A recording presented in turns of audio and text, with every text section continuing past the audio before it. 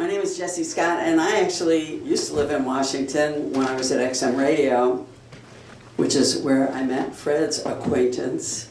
He used to do the Zydeco show for my XM channel, and I left a long time ago, I think 2008 or 9. Went to Texas. Yeah, it's been a long time. Went to Texas, went back to New York, where I'm from originally, and then I made my way back to Nashville, where I run a radio station now. And I called Fred. I said, we have a gospel show. Would you have any interest in doing the gospel show? He said, yes. I don't know how many years ago that was. Maybe 5, 6? About 6, right? At least. Yeah. At least 6 years. Yeah, we pretty much started when Kadir was born. Yeah. And it's one of our most listened to shows. It's called Somebody Say Amen, and it is on from 9 to 11 every Sunday morning with the Reverend Fred. You know him as Texas Fred. I know you have a bunch more. Cowboy. The griot. The griot. He has a lot of nicknames, a lot of hats that he wears. And I'm so happy to be introducing you to someone you know very well. Please make him welcome, Fred Carter.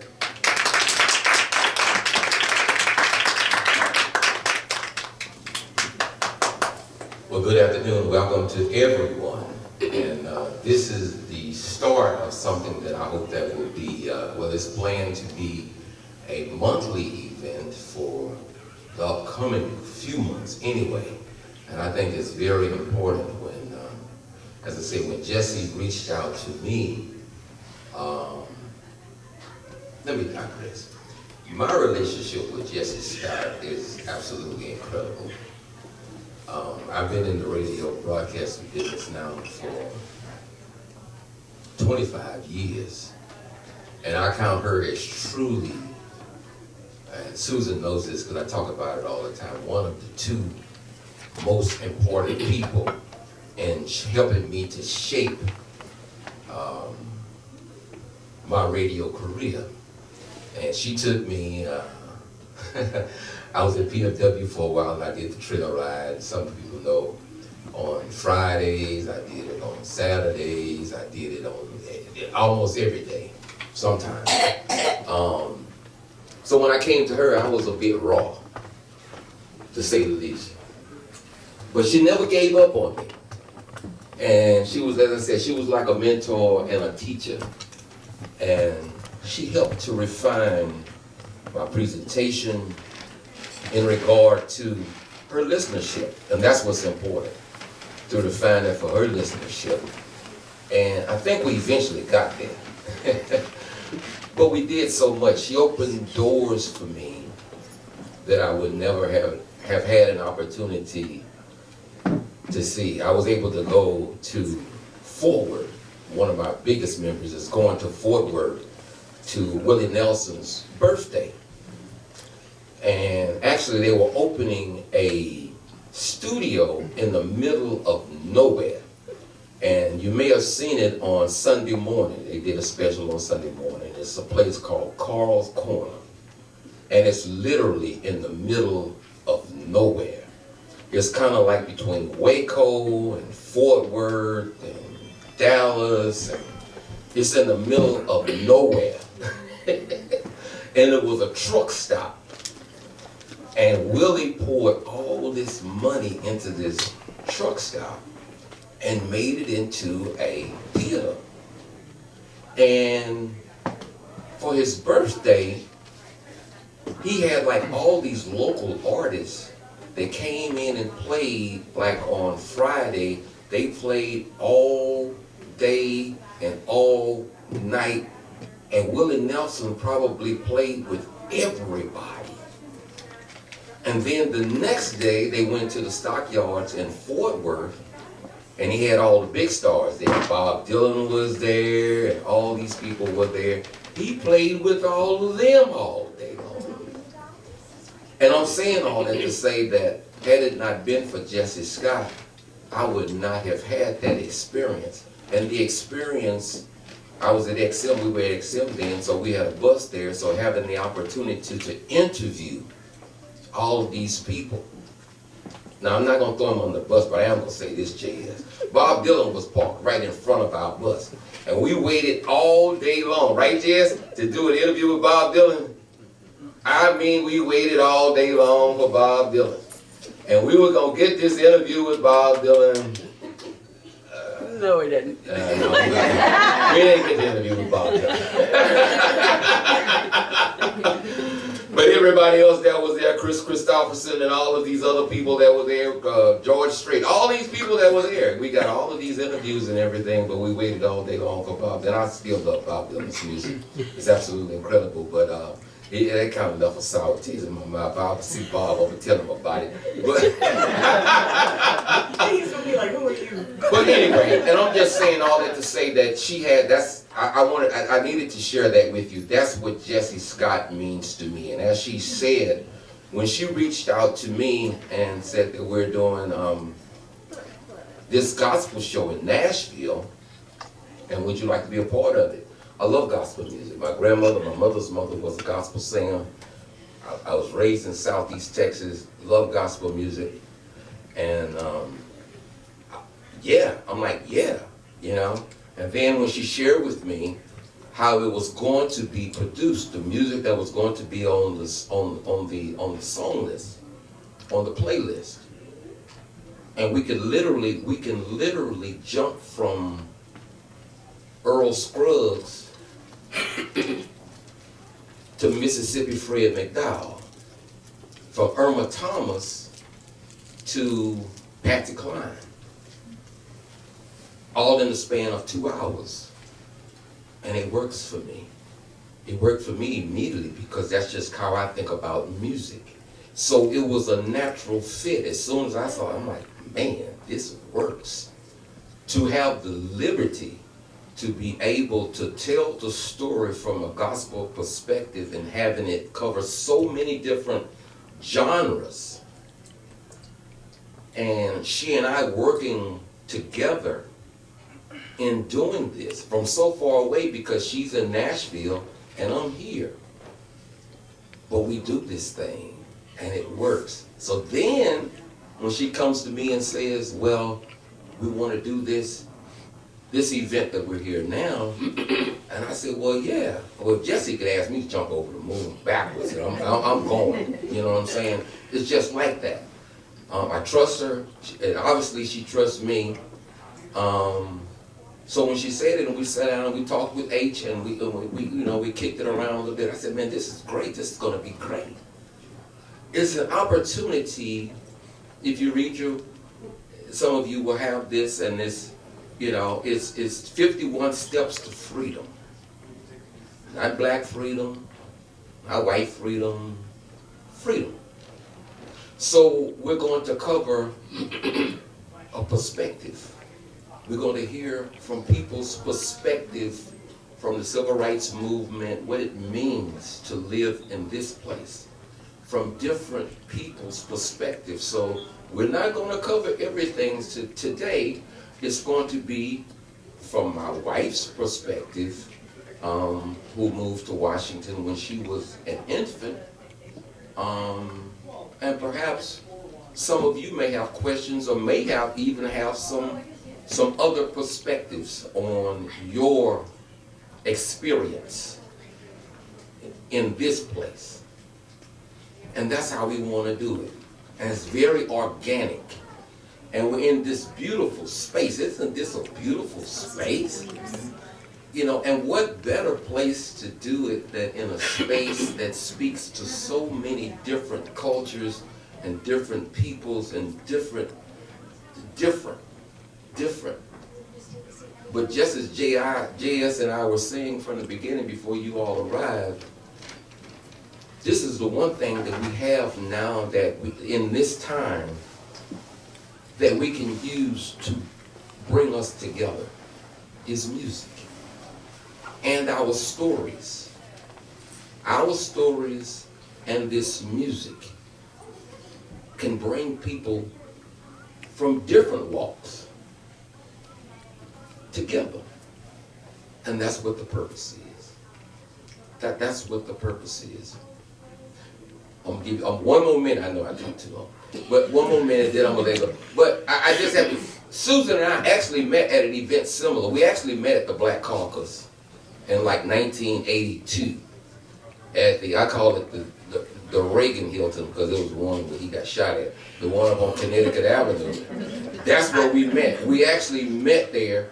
She was at Howard in the School of Communications, and she was doing a story for the community news, and I was there as a political science student, getting information on a paper that I was writing. And we happened to meet there. And we met, and then we figured out we were both from Texas. Her parents are from Houston, mine from Texas. Her parents went to Texas Southern in Houston, and my parents live in the arch rival Prairie View, which is where I'm from. So it was just kind of a natural connection, you know, but then we lost contact for a while, then we got back together, and our first actual date, we went to the Library of Congress to see James Baldwin for his final public appearance in Washington, D.C. at the Library of Congress. That was our first date at the Library of Congress. I'm saying all that to say, I think this is just a natural connection, don't you think?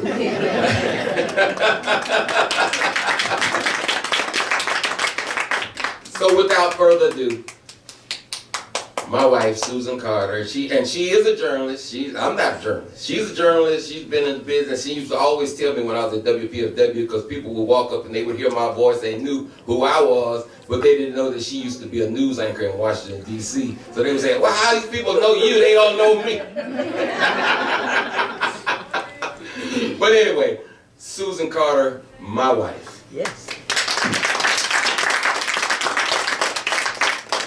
Thank you. First of all, thank you for those that I shared this event was taking place. Thank you so much for coming out and supporting us.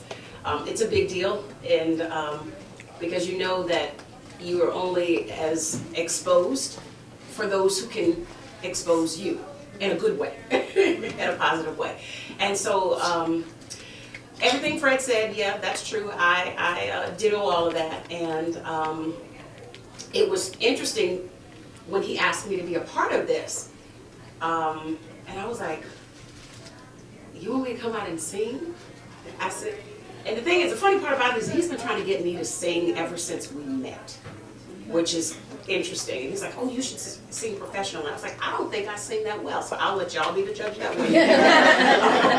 And if you saw any of the information that we sent out, it was, he had me enter myself into the Billie Holiday Jazz Vocal Competition back in the early 90s, and I won it in 92.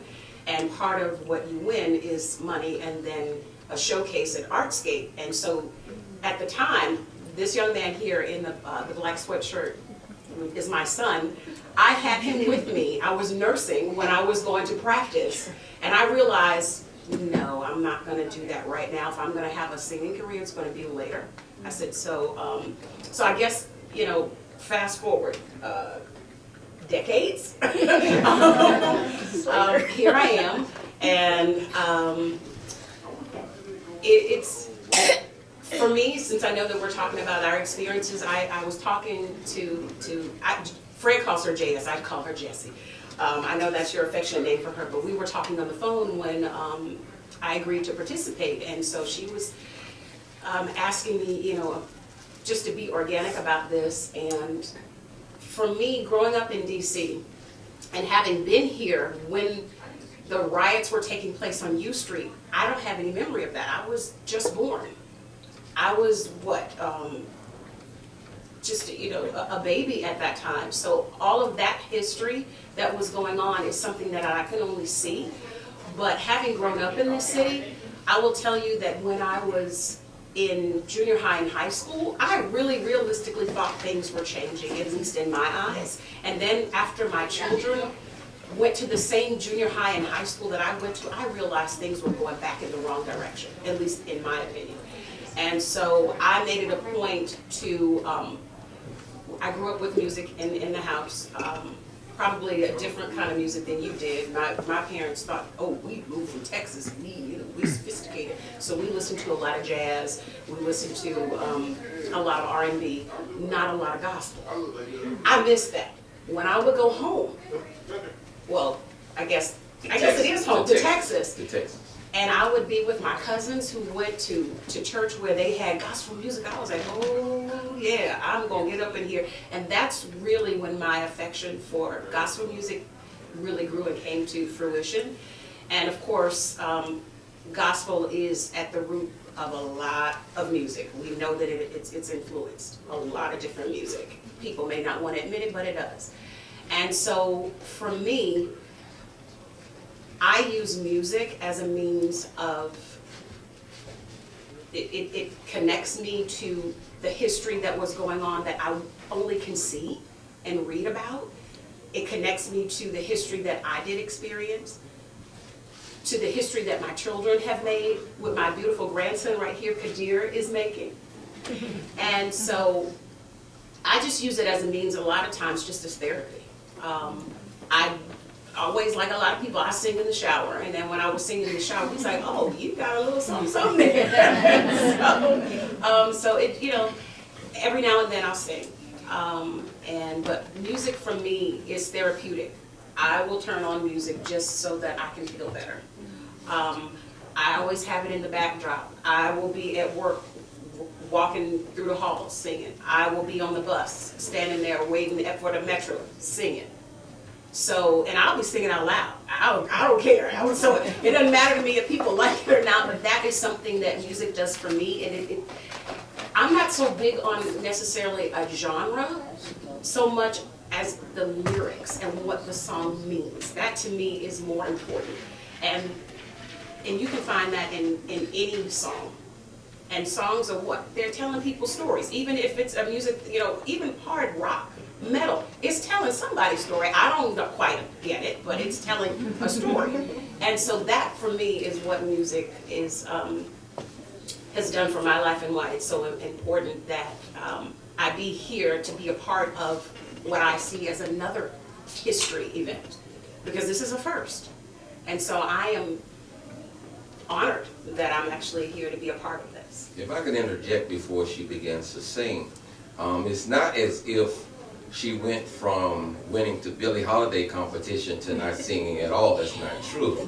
Because we've been a part of various churches and whatnot, and she's singing choirs. And as a matter of fact, whenever we left the church, they may not ask me to come back, but they want her to come back because they need for her to solo on Sunday. So yes, and not only that, as you know, Howard is in our DNA.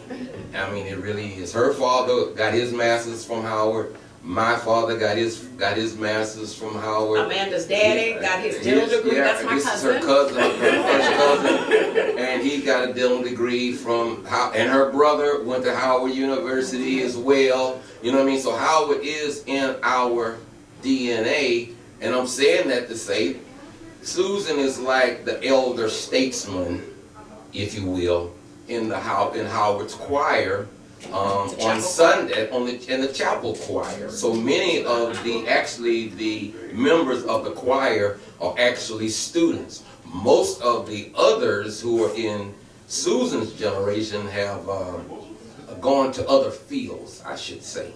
But Susan is still there. And I'm glad that she's still there. And I dare say that the young people, the students that are there, are glad that she's there as well.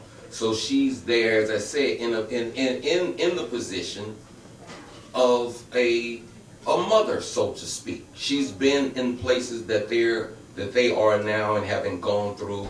And if it wasn't for her to be in the choir and be around, and sometimes it's tough. And I tell her, I say, look, this is God put you here, and those those students need you there. This is part of your ministry, is to be there for these young people in this capacity in the choir.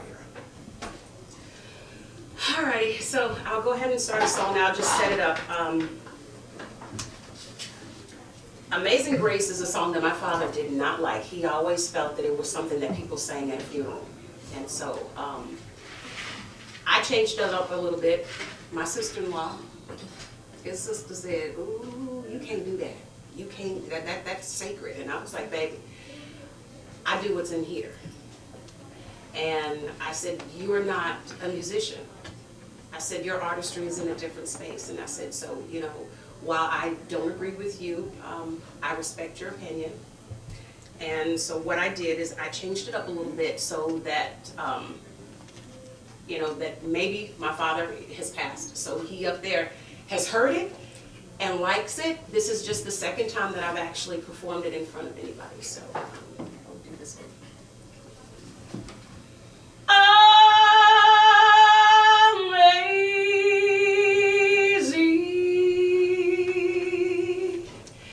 Amazing grace,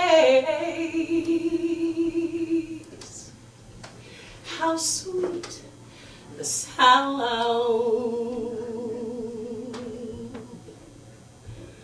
that saved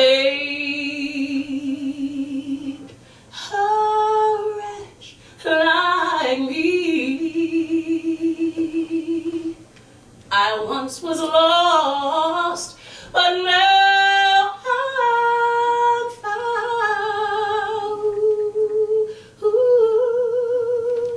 Was blind, but now I see. I see trees of green, red roses too. I see the flowers blue, they're for me and you. And I think to myself, what a wonderful world.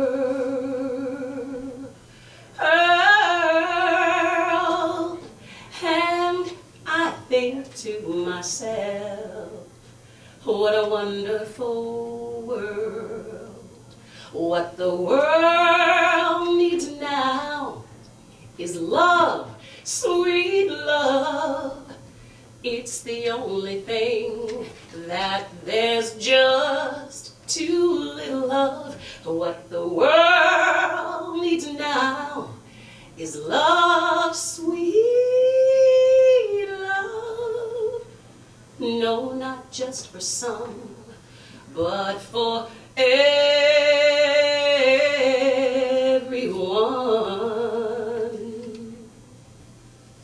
I'm done.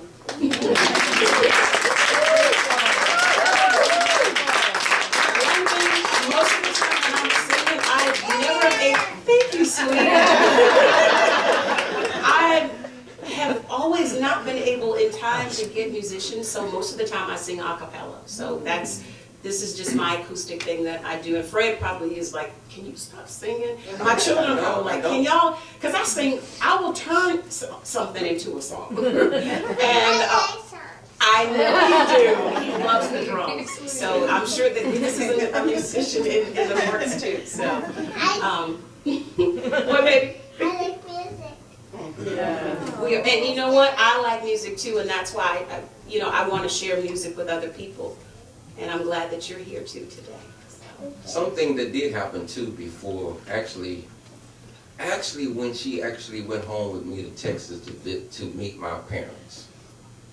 The first time that we went to Texas for her to meet my parents. And I already knew that she liked to sing. This was before we were married, right? Yeah, and I knew that she had a voice, you know. And so I called my mother and I asked my mother, I said, hey, Mom, I said, can Susan sing a song at the church? You know, I'm a church boy. I grew up in church. Everybody, the dog had to go to church. Everybody went to church. So she coming on a visit, we go to church. So we go to church, we going on Mama's church. I was baptized in the same church, and my daughter was going to. She went to Prairie View as well, and she was actually baptized in the same church that I was baptized in. Right. So I'd asked Mom if Susan could sing a solo at the church. And again, just as Susan just alluded to, most of the time she doesn't have an accompanist, so she didn't have an accompanist because they didn't know what she was going to sing. But she sang anyway. Oh, and they loved it. Oh, and they loved it. And I think some people may have thought that I was taking her down there to sing, and when they approved it wasn't. I was showing off. I'm just the truth be told. I was showing her this is what I got right here. Do you remember the song? No, I do. It was Precious Lord, take my hand, lead me on, let me stand. I am tired, I am weak, I am worn.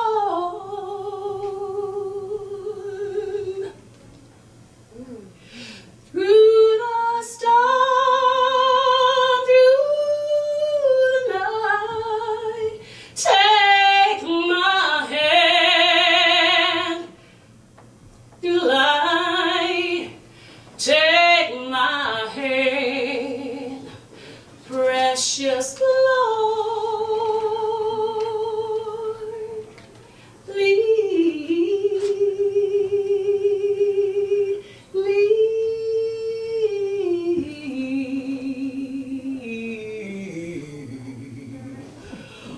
on home.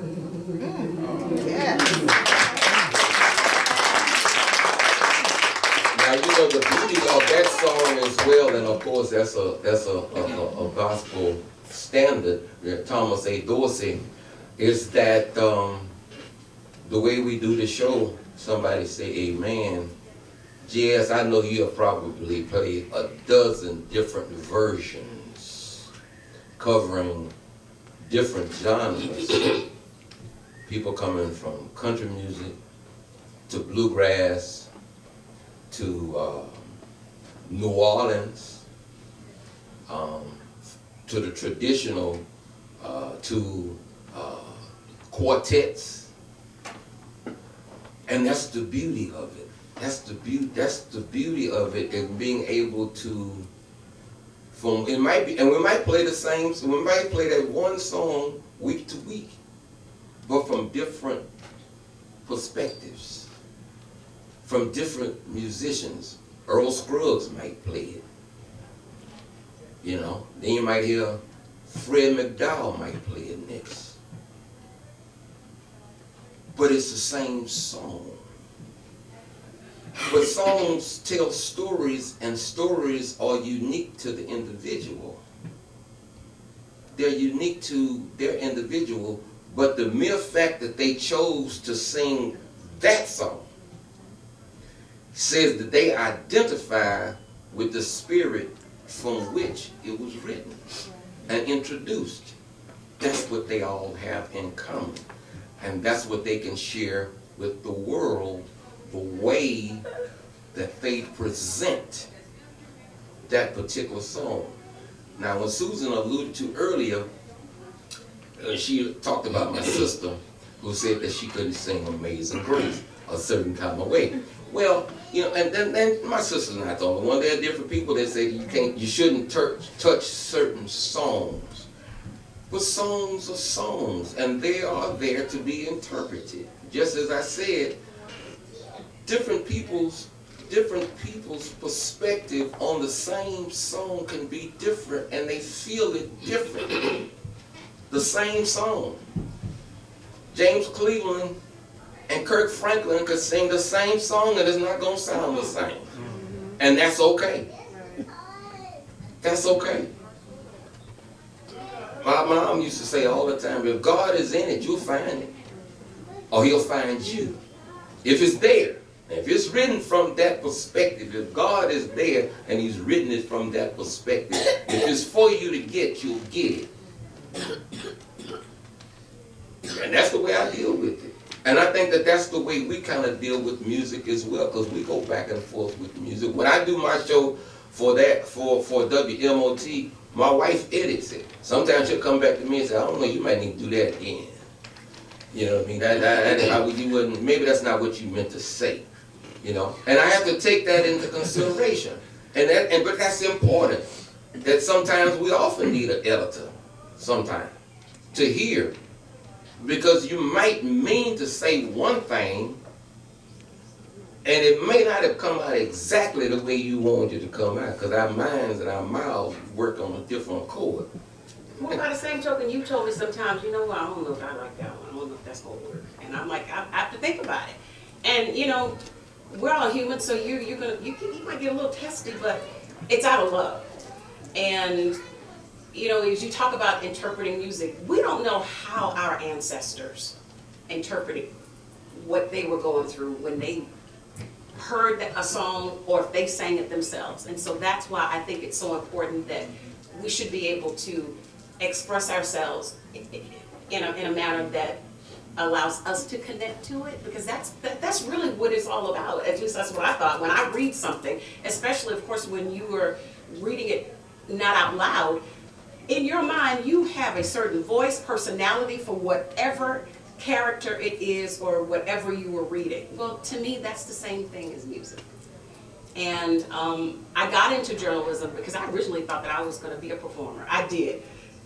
So I admit that I know you were trying to say, yeah, you should do this and sing, but then I realized, I was like, I am not going to go to no cattle calls. I'm not going to be sitting there with a whole bunch of people trying to get an audition. I was like, I ain't doing that. So I decided that I wanted to be a journalist and write and tell the stories of those who, I don't call them the voiceless, I call those people whose voices have been suppressed, oppressed, people who are just shy, but they do have a story to tell. And so I always made it a point when I was covering stories to make sure, regardless of what race a person was, that I wanted to put their best forward. So I wasn't one of these kind of reporters that would have somebody splitting verbs, looking crazy. I don't do that. I will tell a person, hey, let's try to just do it a little bit like this.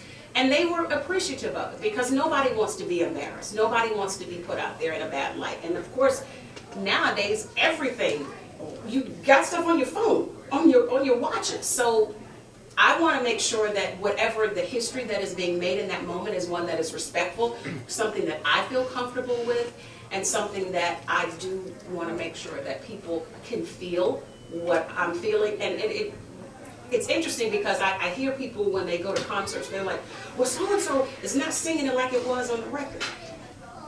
I'm not a professional singer, but I will say this, when you are in a studio setting or if you are in a rehearsal setting where it's structured, it's not the same, and you're not the same.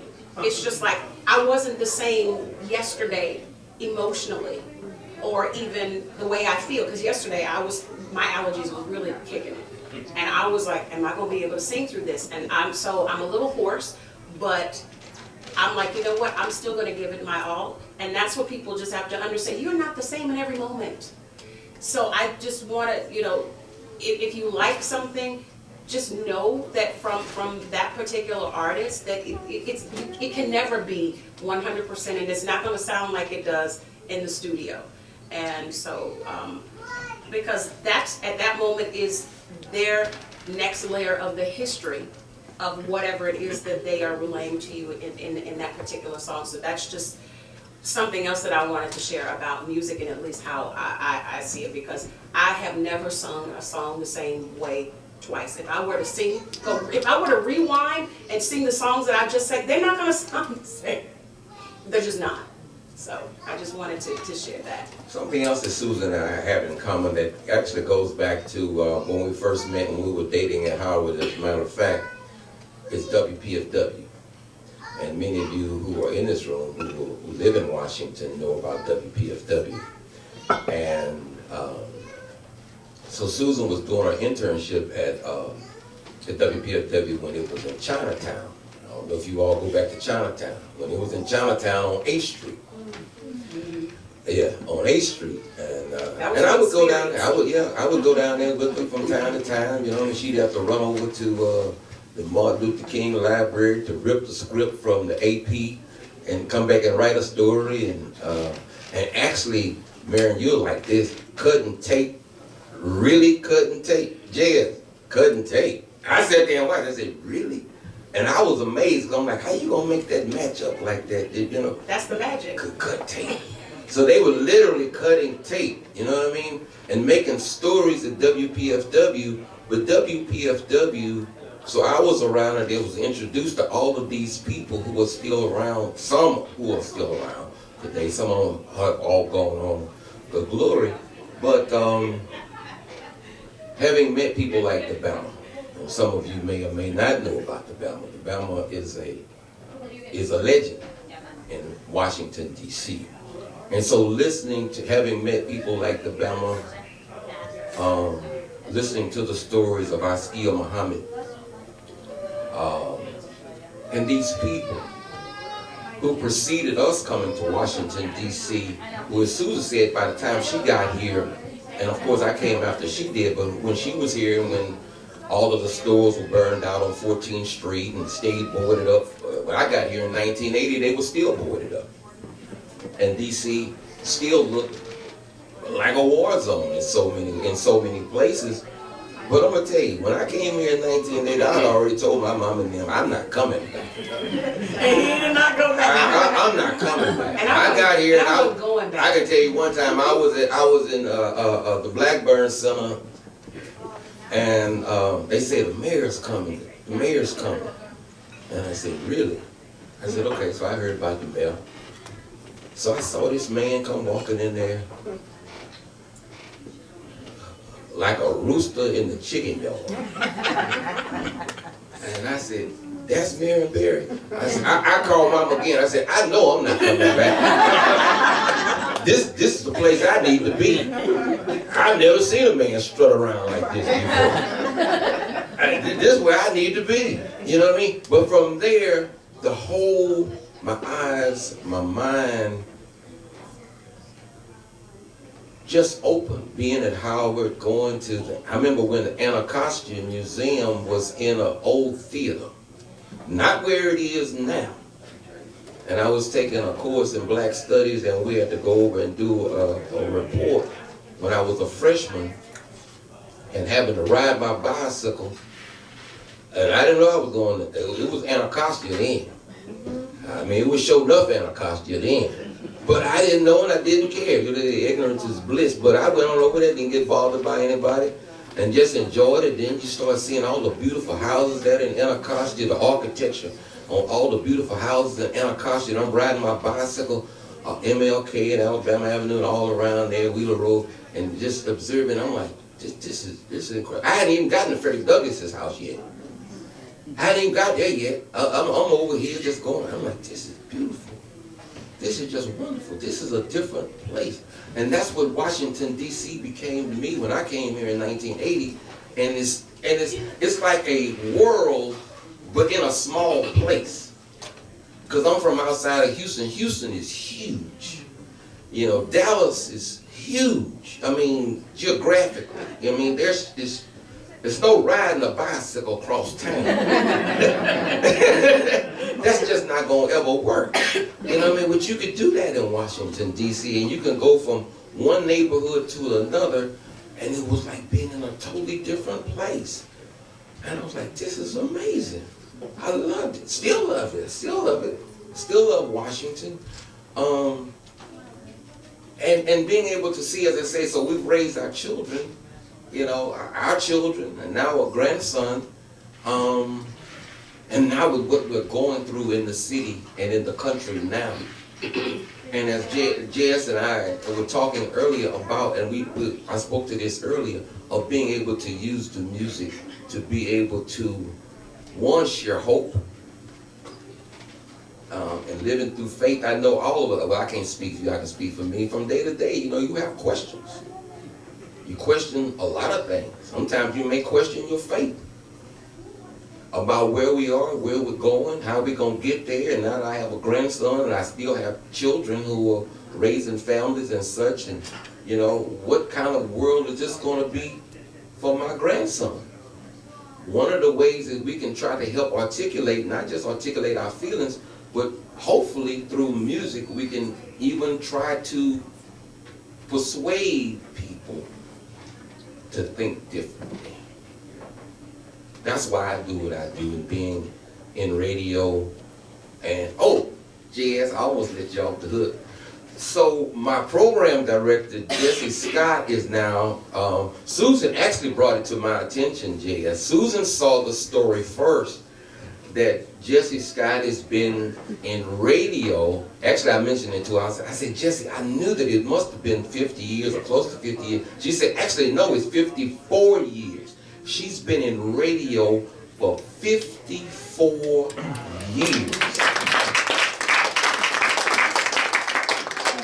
And let me tell you what that means. Jessie has probably played every genre of music on the radio. Everything. And is knowledgeable about everything. Everything. Whether it's jazz or blues or folk or rock or whatever it is. Can you imagine, and literally, I'm saying it's literally sitting at the foot of someone, and she doesn't preach it, I just get it. You know, sometimes you just get it. You realize they know more than me. And they're not beating you over the head with it, it just comes. And if you ask a question, they have an answer. And what she's done more than that is giving me books on different music and the industry. Read this. See, that's when you're really around someone who wants you to grow. They're not going to just tell you the answer. They're going to point you in the direction of the tools. Use the tools to grow. Because you never stop learning. That's the only reason why she can stay in this business for 50 plus years is because she never stops learning. You never get to the point that you know everything. And can't nobody tell you nothing. And we know some of them, don't we, Jessie? We know some folk, boy, who get to a point, you can't tell them nothing. They don't last long. They don't last long. See, you got another song for us? I do. I got a couple. Okay. And I think this kind of speaks to what you were talking about. People get ready, there's a train a-coming. You don't need no baggage just to get on board. All you need is faith to hear the diesels humming.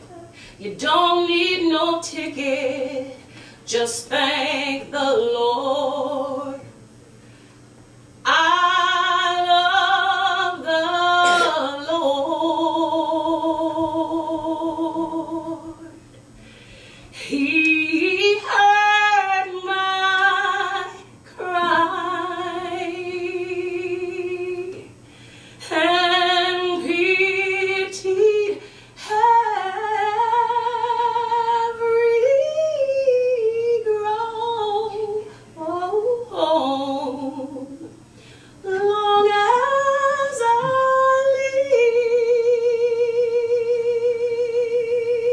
live, while troubles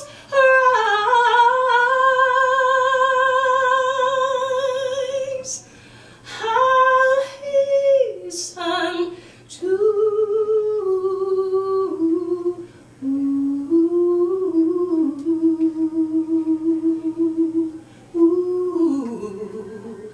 His throne. I'll hasten to His throne. I'll hasten to His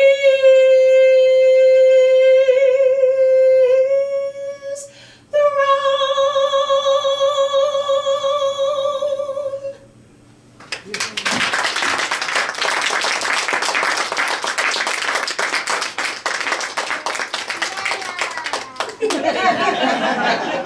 There's one more song that I want to sing, and this is the song that it's one of my favorites, and I do love Billie Holiday. I love this particular song.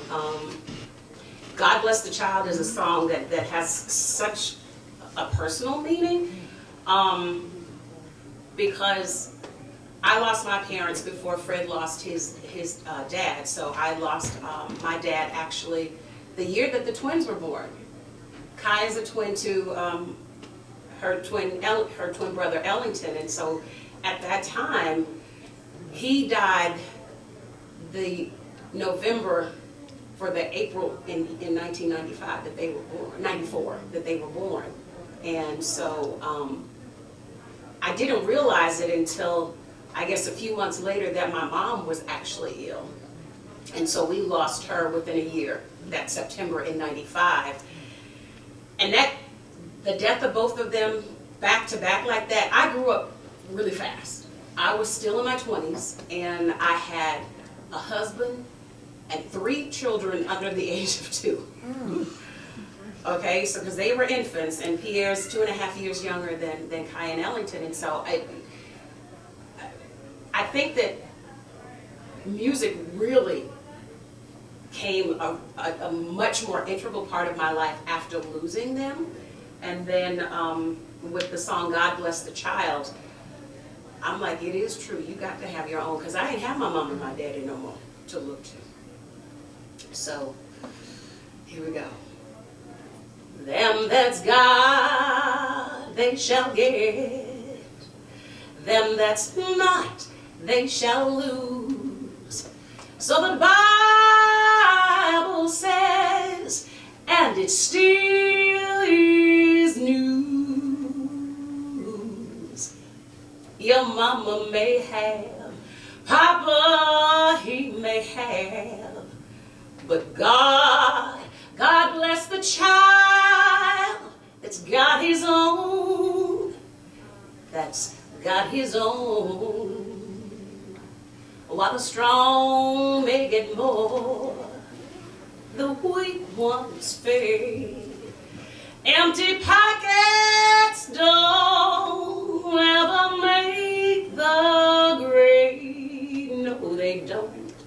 Oh, your mama may have, and Papa he may have, but God bless the child that's got his own, that's got his own. Money, you've got lots of friends crowding round your door, and when you're gone and that spending ends, they don't come around anymore. Rich relations give a crust of bread and such. You can help yourself, but don't ever take too much. Remember, Mama may have, and Papa he may have, but God bless the child. I said, God bless the child. God bless the child that's God his own.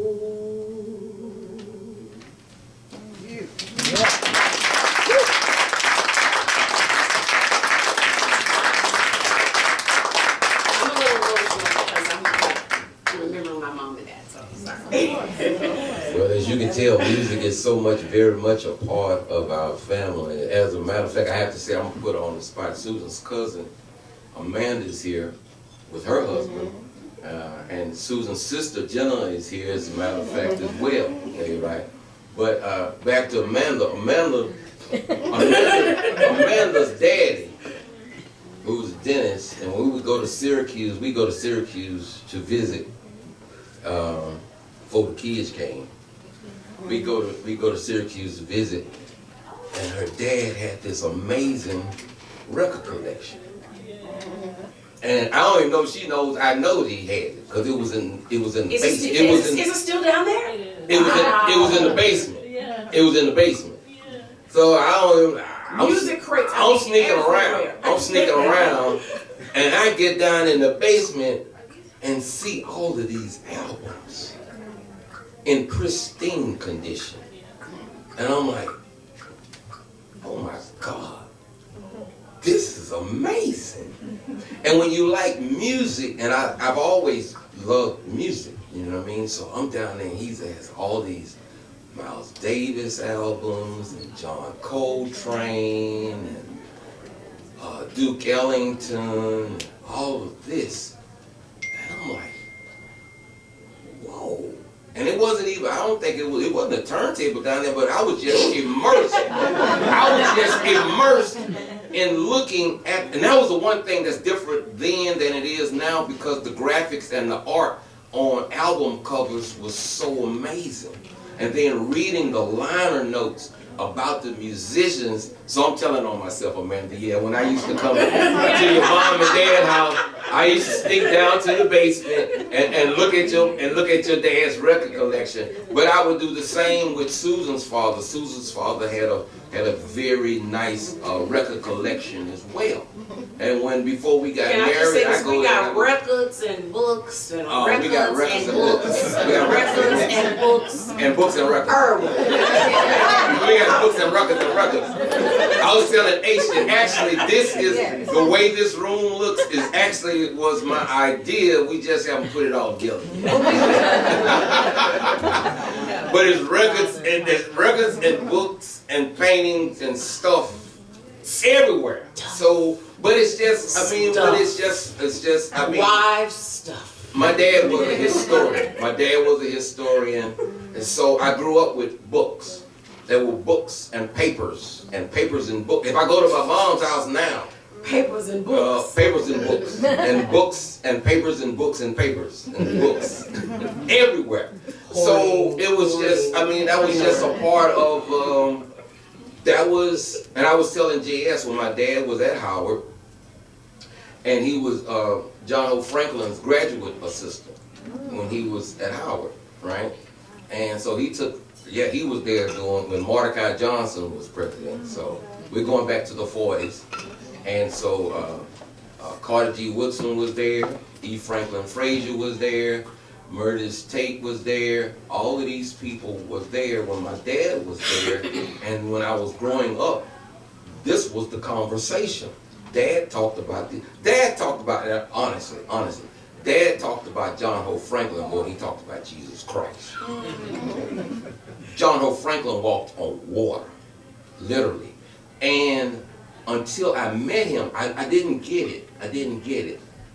But I met John Hope Franklin when they, you remember when they unveiled the Civil War Memorial on Vermont Avenue? And they did a series of symposiums at Howard University the week before the unveiling. And John Hope Franklin was still alive then, and he actually made a couple of presentations. And I went to one. Dad said, he said, would you go over and see him? And I said, well, of course.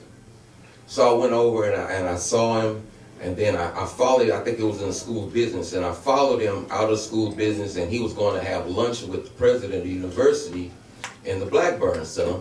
And so I followed him, and I stopped him in front of the School of Fine Arts, and I just called out his name. I said, Dr. Franklin. And he turned around, and I walked up to him, and I said, well, I'm Purvis Carter's son. And he stopped. And the president of the university, I'm not going to call his name, but he was basically trying to get Dr. Franklin to come on with him and leave me.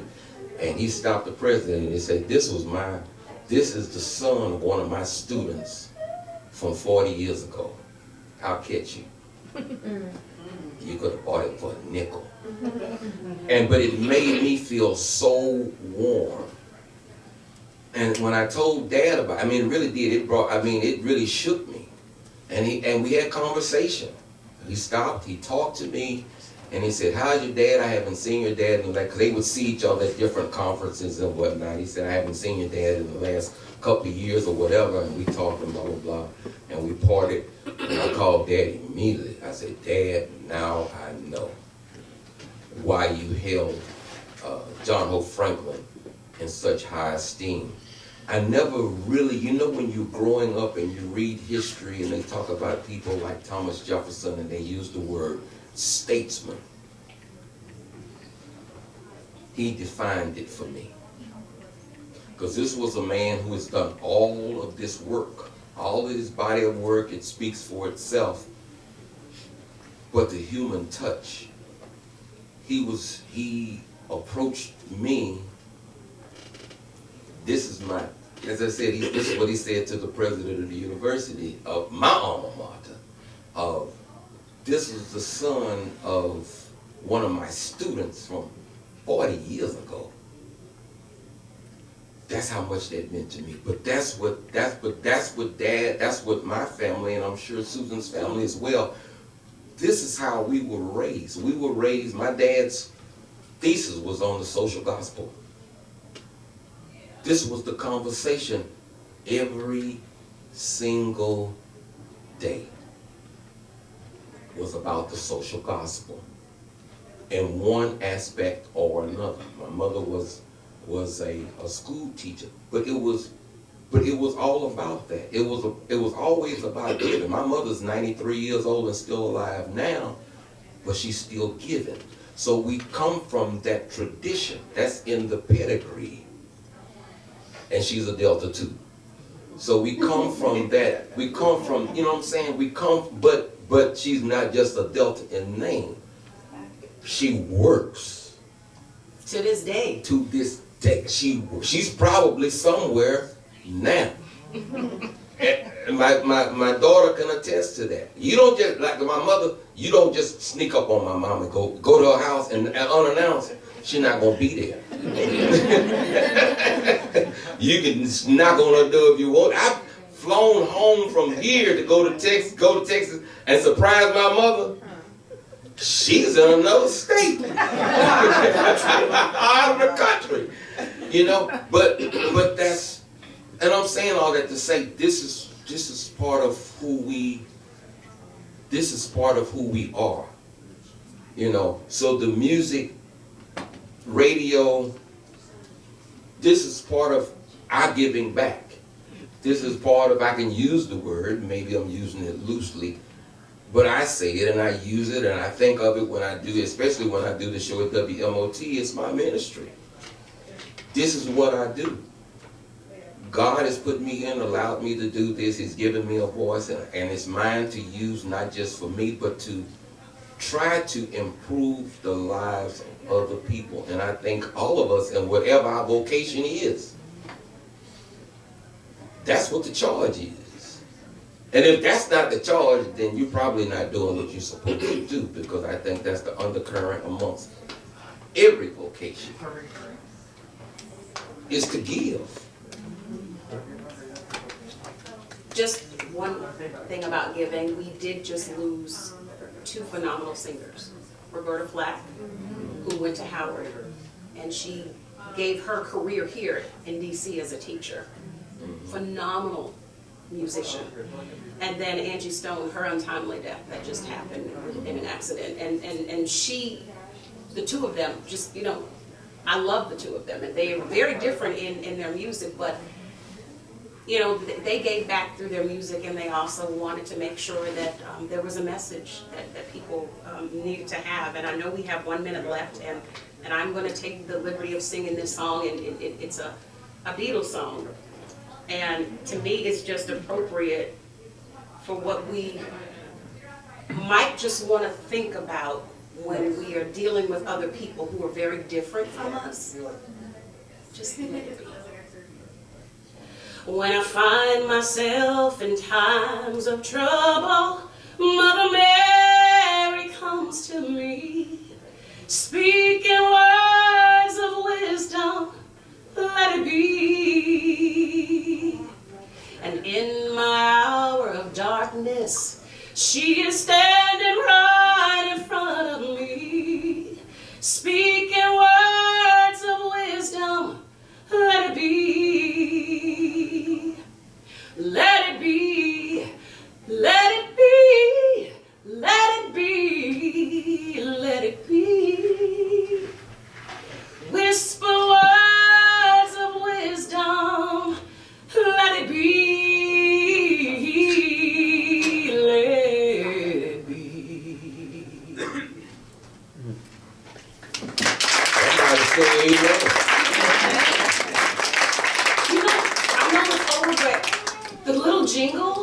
they have, I always wanted you to ask Jessie, could I record it and do one of them?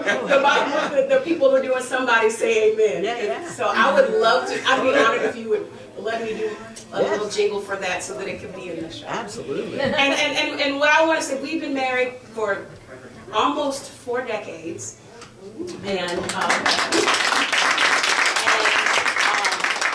Amanda and Boosie just got married. So welcome.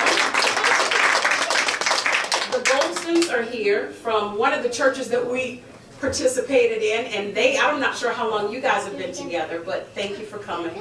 Lucretia Butler, I've known her because we actually were grassroots parents who were protesting some things that were going on at Alice Deal Junior High School when our children were at Deal. So thank you, Lucretia. My sister Jenna, thank you for coming. Larry Bernard, he was our first insurance agent. And he's also a Howard man. Indeed. Tanya, I know Tanya Powell now, not Tanya Jones. We were at Howard together. I haven't seen you, God, in 8, I know. Just like with Kelly, I mean, it's been a long time. Because at first, I didn't recognize Kelly at first, but I recognized her voice. I was like, I know this woman. We went to Howard together. And then Kate Hayward here, she is the other grandmother of Kadir, my daughter-in-law's mother. Then we've got Monica Douglas, who is the mother of Lachey Douglas, who is the bestie of my daughter, Kaya, who is in the back. Didn't realize that Marion Pierce and I went to Howard together until we were working at NPR. And then we realized, oh, you went to Howard. At that time, I was pregnant with Pierre, the one here holding Kadir. Pauline was one of my line sisters. We were on the Futuristic 40 FCAC. And we're getting ready to celebrate, how many years? 35 years of our, we're getting extra of this this month. You came with her, I don't know your name, but I wanted to recognize faces that I knew. The wonderful videographer that we have here, Jessie's in the back. I know that, I don't remember your name, but you were here with Kelly. That's Ted, and then that's H, and then I think that's everybody that I recognize. Sir, I don't know who you are, but thank you for coming and participating. No, Kaya's friend. okay. Oh, Kaya's friend. what's your name? Malik. Oh, thank you, Malik. Thank you for coming. And then, of course, my other half, my equal half, at times even my better half, Fred.